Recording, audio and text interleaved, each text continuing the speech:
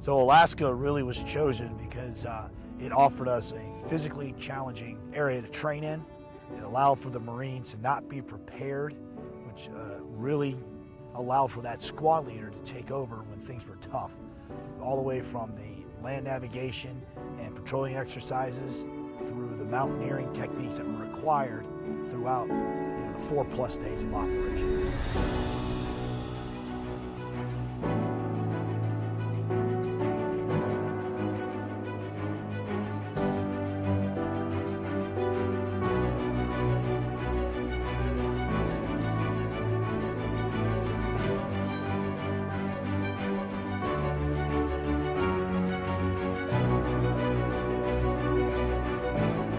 Really what we were able to do, especially when you're talking about the Reserve Marines, is that we were able to push them a lot harder than they have been in the past. And that was due to us having a large enough staff that allowed to be continuous throughout the 4+ days.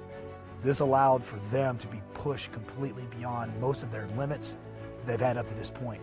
Some of the Marines haven't deployed or have not been in a combat situation, so we were able to simulate that through keeping them up for nearly the entire 100 hours while pushing them physically, demanding a whole lot out of them mentally as a team, where that squad leader could either rise or he could fail to succeed as being the super squad for 2017.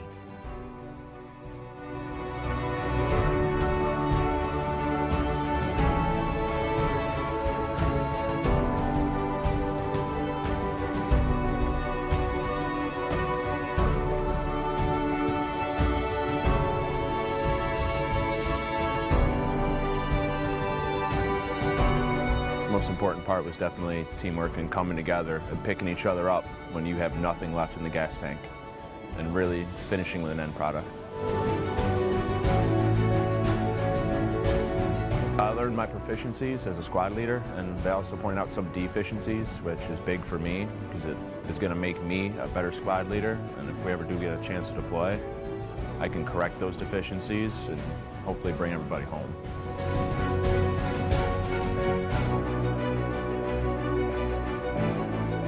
It is tough to keep going, especially when you haven't ate, you don't have water, it's really cold, but the mission has priority and you have to keep pushing.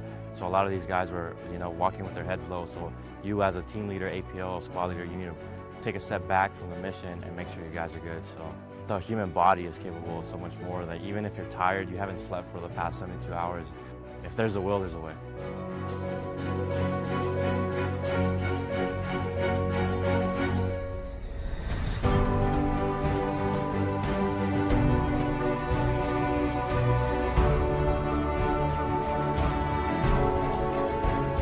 A lot of them had never been in that situation to where they relied on each other. That team leader, the squad leaders, all the way down to the individual Marine, they really had to not only know each other's capabilities, but also know their limitations, which really allowed them to pace themselves and understand that this was going to be a long, arduous event, and that really created a bond amongst the Marines that I saw a huge difference from day 1 to day 5. This is the closest things to an Olympic event for the Marine Corps at this moment.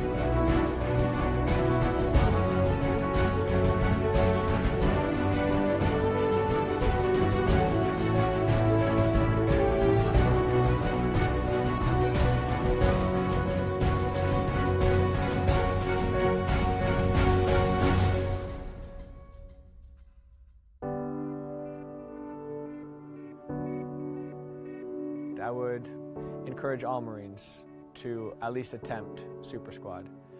It is the best of each company that competes.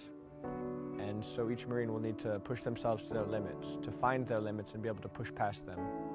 But it's well worth the effort. It just really enforced me wanting to continue to lead my Marines by being an example.